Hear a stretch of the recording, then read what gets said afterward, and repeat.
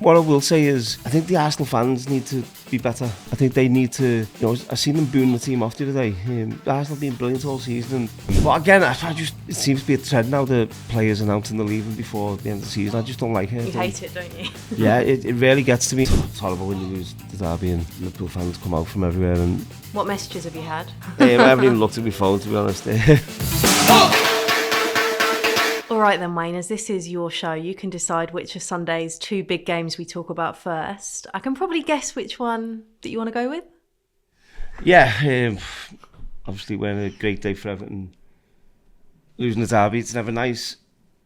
So yeah, I think let's focus on City Arsenal. What did you make of it then? Because this time last week we sat, didn't we? And we said it could potentially decide the title. Is it title decided? I don't think so. I think it was a good game. I thought City were the better team. Arsenal had the chances. And I was just a bit... At the end, I was looking at it, I was thinking, Arsenal still top the league. City have got to win one more game, obviously, than Arsenal, with the game in hand. So I still think it could go either way. And I think the celebrations were a bit much at the end. Yeah, I thought, obviously it's a massive game, but I just thought, as a City still 6 games to go, Arsenal 5. There's a long way to go in it. I still think there'll be twists and turns. And I probably still have Arsenal as slight favourites. Really? Yeah. Go on, Kay. Why'd you say that though? Because just looking at some of the players today, big moments they went missing. Rice and Zubimendi were missing. They didn't do anything in comparison to Bernardo Silva and Rodri. They bossed that game. Yeah, they didn't. Obviously, Haaland had his moment as well, scoring the winning goal. I think the big thing was, it's a massive game, obviously, for both clubs in terms of the title. And I think the biggest takeaway I got from it was Gyökeres being on the bench. Yeah. In such a big game, I think that will be a real blow to him, being on the bench. And obviously, if you look at the 2 strikers, they brought him in to try and help them win the league. And I've been in real support of him this season. I would have liked to see him start and try and go and take the game. And obviously, Haaland does what he does. He gets the winning goal. But I just thought at the end, it felt like, obviously City are happy they've won the game and delighted they've won it, but I felt like it was, there's still quite a few games to go, so just don't celebrate too much too soon. Was that not also, though, do you think, a bit psychological? Because Arsenal were on that pitch watching it. I think you could say that if they're playing each other again, but I think it's a relief for Man City. Of course it is. But then it was actually when the table come up and I was looking at it, I was thinking, Arsenal still top. City, they've obviously got the 3 more points in the bag. City have to go and get them points in a tough game against Crystal Palace. And I was starting to think, how many times have City won 5 or 6 games in a row this season? It's not easy to do in the Premier League. So I still think there will be a twist and turn to them. Okay, you're a little bit more the other way, aren't you? I think for Arsenal to win the league, these are the kind of games that they have to win. They sort of have to dominate against the top 6 sides convincingly for me to see them as champions elect. And Wayne's right. Listen, there is still some time, but I think, and look, Wayne's been there and done it, so I can't argue with him. But I just think psychologically, this showed a lot, and I think those City players, even when they were playing, there seemed to be a bit more of assurance about them when they were playing. They seemed to be a bit more in control. Whereas I think Arsenal, there were points in a game where they started taking a bit more risks, but it was a bit more of the same that we've seen in the last few weeks. Yeah, Wayne, I was going to ask you what you made of Arsenal's performance, because we kind of discussed, and I know a lot of people have been discussing in the build-up, how were they going to go there and approach it? I thought it was a positive performance. I don't think they went there and... I thought they would have went and sat back and tried to come away with the point, but I think they went there and had a goal. They had chances. Kai Havertz had quite a few chances, so I think they were I think it was a positive performance other than the result. So, of course, they'll be disappointed and it'll be a hard one to take, but I think there was still positives in there for Arsenal. What did you make of Eze being subbed off? Because I thought he was probably one of their Yeah, he brightest was doing spots. well. So I think Arteta at the time was obviously trying to change something in the game and change the momentum maybe. But yeah, I thought Eze had a good game. Going back to what you said before about Gyökeres will have been disappointed. He was their big summer kind of signing, wasn't he, in terms of the striker that they've wanted. Did you understand what Mikel Arteta was trying to do by not starting him?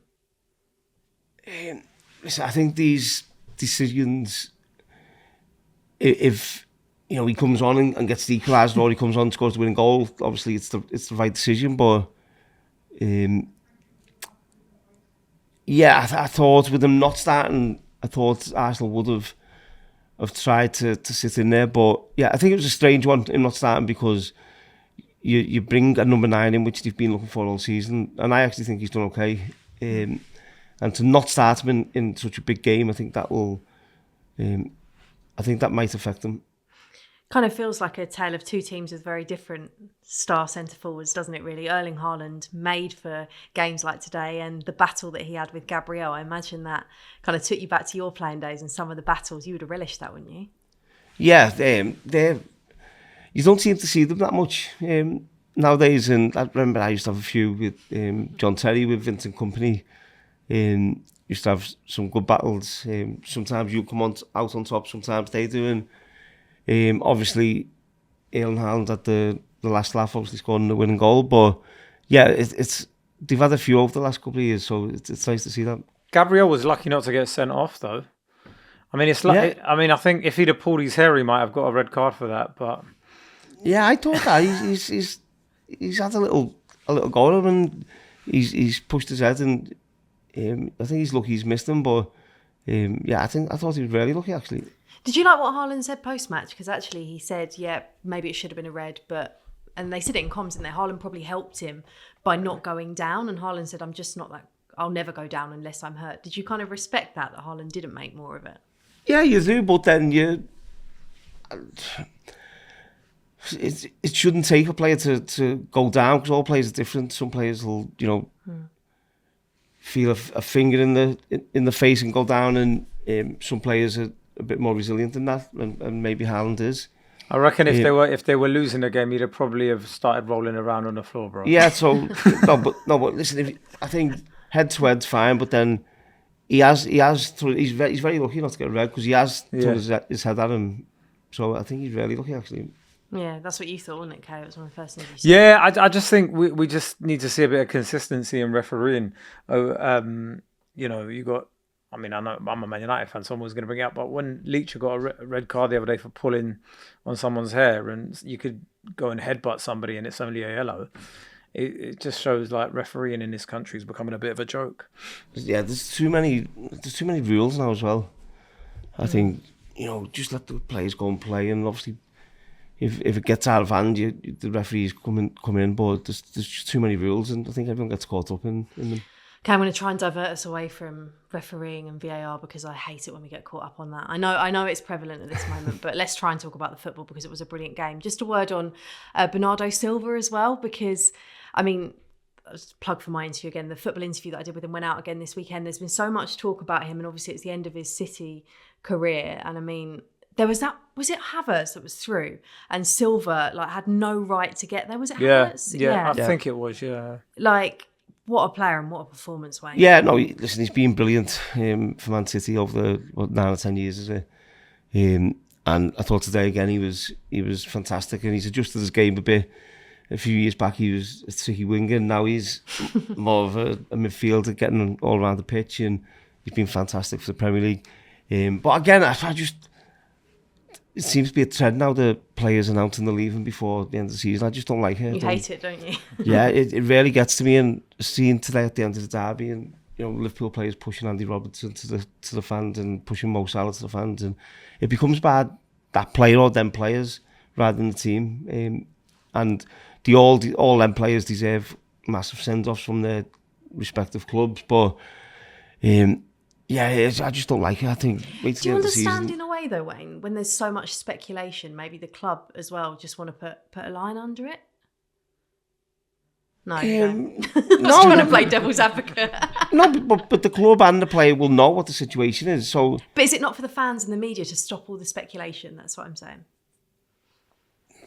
not really, because I suppose the speculation is going to get even more, isn't it? Like, so now with like, who's Mo Salah going to sign for? You know, and all that. Is he going out to Saudi?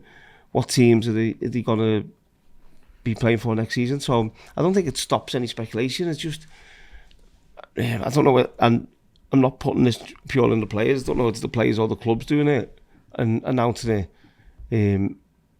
But I just don't. When you're in a team game, it's about the team, and then at the end of the season, especially Mo Salah, deserves all the plaudits in the world for what he's done for Liverpool. But let's just get on with the game and the rest of the season. But did he deserve man of the match today, Bernardo Silva?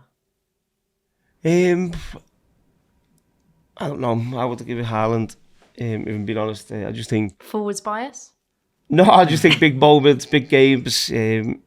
He scores the winning goal, so I would give it Haaland. There was a few good performances today, weren't there? I think O'Reilly was really good as well. Yeah. Yeah, he was, and Doku as well. I thought he's always a handful. So yeah, you couldn't give it anyone. But I think when you're getting the winning goal in such a big game, then I would give it Haaland. So where does this leave everything then, Wayne? You think? Well, in fact, Pep actually said it, didn't he? He said lose and the title race is over. They haven't lost, so the title race continues. That's what you're saying, basically. Yeah, I think if Arsenal would have won, then yeah, I think it would have been done. I think with City winning, it keeps it alive. Obviously, Arsenal's still top by 3 points, and it makes it really interesting. 6 games for City, 5 for Arsenal. I think both teams will drop points in the run-in. So it's very difficult to call. Could go either way. I still have City, Arsenal just slight favourites. Do you still? Yeah. That's interesting because I think for a lot of those players in our Arsenal dressing room, we've seen this happen in the last couple of years, and I think they don't have the experience to get them over the line.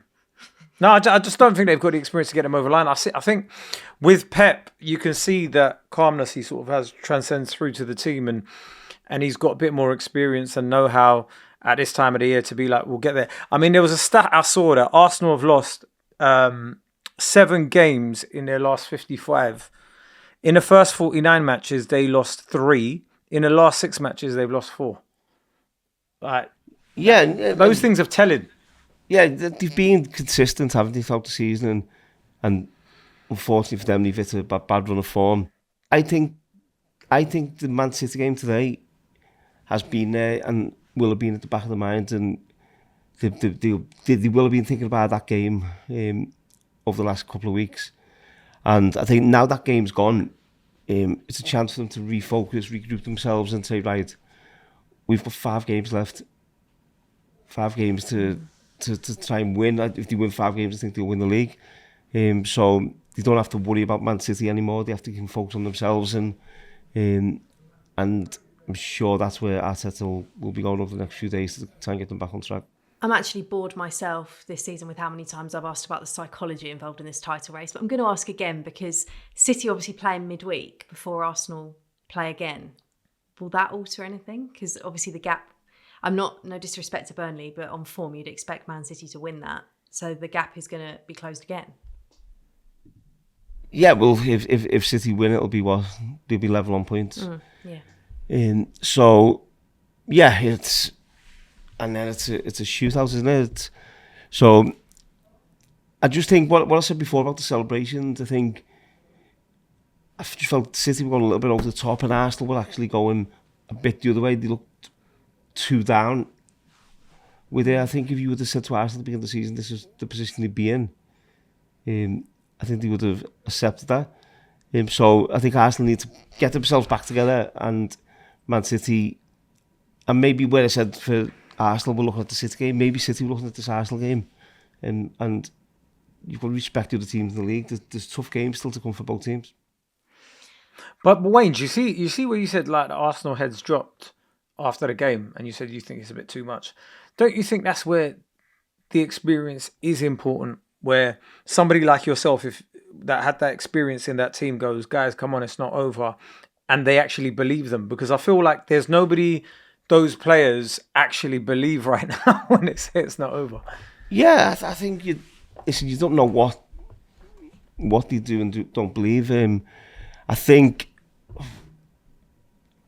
now. I just think with getting the City game out the way, and of course, obviously they've lost it, but I think it's an opportunity for them to refocus now, and for Arteta as coaches and maybe the captains in the team to say, right, lads, come on, let's get back on track, let's get back together, and focus on this running, because they'll know themselves they haven't been good enough over the last month, and for them it'd be a shame if they let this slip, because I think this is a massive opportunity for them. As neutrals, though, the goal difference is 1. This result, Kay, if anything, has just made it better, hasn't it, for us?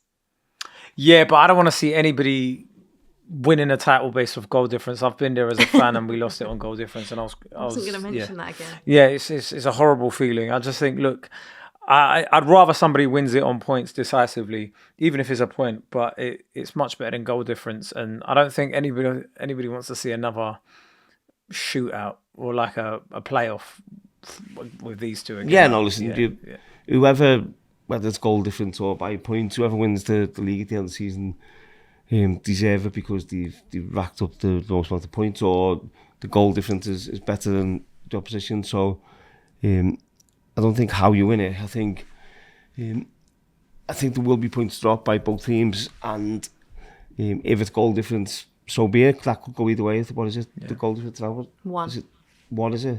That could go either way. So it's not nice of being there. Also, imagine being Burnley in midweek, knowing that there's goal difference of 1. City are going to go there and want to kind of really. I'm not saying again, no disrespect to Burnley. I wouldn't want to be Scott Parker right now. No. Yeah, but that's what makes it better. We used to do that with Alex Ferguson. He used to always say to us, when we're 2 or 3-0 up, go and try and score again. Keep trying to score as many goals as you can, because it might be decided on goal difference. And at the time, you're thinking, yeah, it's never going to go to goal difference. But obviously, it did that one time. So it'll be interesting now to see, because Arsenal have been a bit, trying to just nick the wins and nicking 1-0 wins. But they changed that mindset to try and go and really go and get at teams and try and win by 3 or 4 goals, because that might be a major factor. Arteta said post-match that there was actually similarities to the cup final, had 2 massive chances to go ahead and we didn't. And he spoke about composure as well, and they didn't have composure in the big moments. Do you agree? And is that if they do lose this title race, is that why they'll lose it? Yeah, maybe at times. Havertz at the end had a great chance with his header. And they're just moments, and that's where the best players come alive, and that's what Haaland done. Great goal, great strength to hold off. Was it Gabriel to hold off the defender, and a really good finish, and that's what the best players do. And Arsenal just didn't have that in the end, and they had opportunities. They've had opportunities in the cup final as well against City. They didn't take them, and normally the best teams punish, and that's what City done today. Yeah, Arteta's still saying they've got the belief, so he'll be pleased to hear you, Wayne, saying that you think it's still open, because there's a lot of people like Kay saying it's not. Yeah, you can get carried away, and that's what I was saying about. Not getting carried away, okay? I'm not getting carried away, but I just love seeing Arsenal fans lose their head. I mean, look, can we just mention Paddy the Baddy and how accurate his comments were the other day? By the way, don't do that to Wayne. No, but do you know what? What I will say is, I think the Arsenal fans need to be better. I think they need to. I've seen them booing the team off the other day. Arsenal been brilliant all season, and they've hit a little bad run of form, and they need to understand how much the fan support means to the players and how much it can help you. And when you're getting booed off, them players will have put so much work in day out on the training pitch to be in the position they're in now. So when you lose a game and they get booed off, that can affect players as well. So I think for Arsenal to win the league, the Arsenal fans need to play their part. And I thought, I'm not saying today, but I thought the Bournemouth game, I thought the fans let them down. And I said this last year as well, in the Champions League, I thought the Arsenal fans were excellent against Real Madrid and really helped them. And I don't think they turned up against PSG and they went out. So I think they need to get behind the team a little bit more, support them, but understand that they might lose games at times. But I think if you're to go by social media, a lot of Arsenal fans want Arteta out already. I've been seeing tweets left, right, and centre saying if he doesn't win it this year, he's got to go. Bring in Cess. There's loads of those kind of comments coming from Arsenal fans on social media. I mean, I know that's probably not representative of the whole fan base, but Wayne, are you trying to say there needs to be a bit of perspective from the Arsenal fans though, about how far they've come, as well? Yeah, no, of course they want to win the league, and they're desperate to win the league. But I think they need to understand they've got a role to play. So when we've won titles, and if you look at Man United, for instance. When Man United over the last few years have been going through a tough time with Ten Hag and Ruben Amorim, the fans were right behind the manager and backed the manager, and at the stadium they constantly singing and getting behind the team. Very rarely booed the team off when you're going through a really difficult time. Now Arsenal have been top of the league all season. They're in a Champions League semi-final and they lose against Bournemouth and they get booed off. I think that's... the fans need to be better for the players and back the players a little bit more, because the players that will have hurt the Arsenal players 100%. Is it nerves, do you think? Well, I don't know, because Arsenal, they haven't won the league for a long time, have they? So that's probably why they are nervous, though, because they've been in strong positions. Yeah, well, everyone gets nervous before in the running. Players, coaches, fans, and I don't think you boo the team off because of nerves. I think I don't know. Maybe it's a arrogance that the Arsenal fans have, and maybe that's why they're not very well liked around the country. Maybe, but no, I'm not saying that's not my opinion. I completely agree with you. I think it is that level of entitlement sometimes where it's like if you haven't won a league title in 20 odd years, then you shouldn't have that level of entitlement. You, as Wayne said, if your team is top of the league for the whole season, you can't throw your toys out of the pram with a couple of bad results. You've got to be there through the thick and the thin. I wonder if that's also the booing. I think I might have said it on this podcast before. It feels like, I don't know, from when you were playing, Wayne, to now, booing seems to be a more common thing. Do you know what I mean? Fans seem to do it a lot more. Yeah, but I think you can... You accept it when it's right and it's deserved. And I remember when I come off the pitch at half-time in the England game, and in that first half, the fans were booing us after like 10 minutes. So we didn't have a chance to get into any rhythm in the game, and I said some words then, which I regret saying, but it shows that the players here, and it does affect them. It does affect players, and Arsenal is so close to win the title. The last thing them fans should be doing is booing them off the pitch. They should be, can you imagine, and I've been there, if you lose a game and you walk off the pitch and then you're there, like, the fans getting right behind you even after you've lost the game as well. You feel 10 feet tall, so I think the fans have definitely got a role to play in it. I never thought we'd be doing Wayne's rallying call to the Arsenal fans on this I just don't want City to win it. Okay, sorry, we do also have to talk about Everton 1, Liverpool 2. What did you make of it? Yeah, I thought it was a close game, tight game, and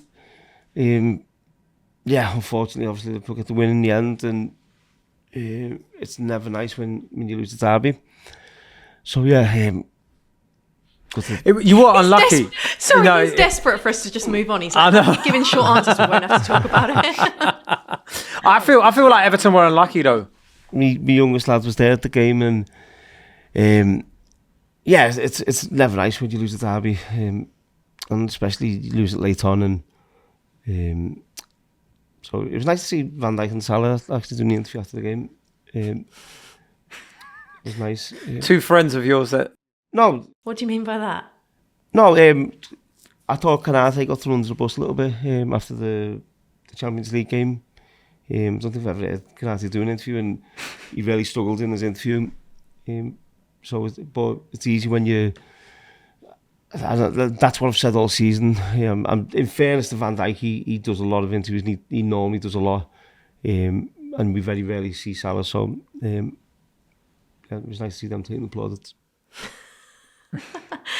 Kay, what was your point going to be about, you were going to say that you thought Everton were unlucky? I thought they were unlucky. I thought, got a goal ruled out. I thought they played well. I don't think Liverpool were particularly amazing. I feel like they were poor for a lot of the game.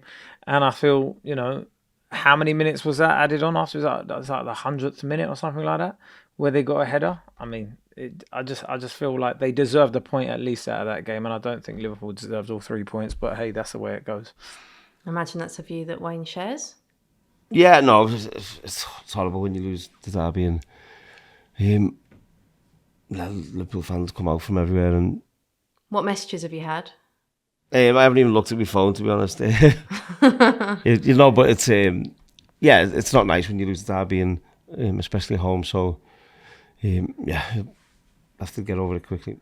It was good for Mohamed Salah though to grab a goal. I feel like he's vindicated for a little bit, given that he's been out of the side for a while, and it was a really nice finish. Yeah, I would have preferred it not to be. Sorry, I have never heard Wayne but... cut us off so quickly as he's trying Wayne's to. Just like, move on, man. Let's talk about something else. So yeah, the prophet Evertonian in you came out on Tuesday with Paddy, and I can see it even more. I think the anticipation of the game and everything going into it, we fancied it today, and just come up a little bit short. I was going to say, it felt like on Tuesday that you actually, particularly with Paddy, I felt like you were in his head as well, that this is probably the most belief that Everton fans had going into a derby for quite some time. Yeah, and I think that showed in the performance as well. I thought it was a good performance.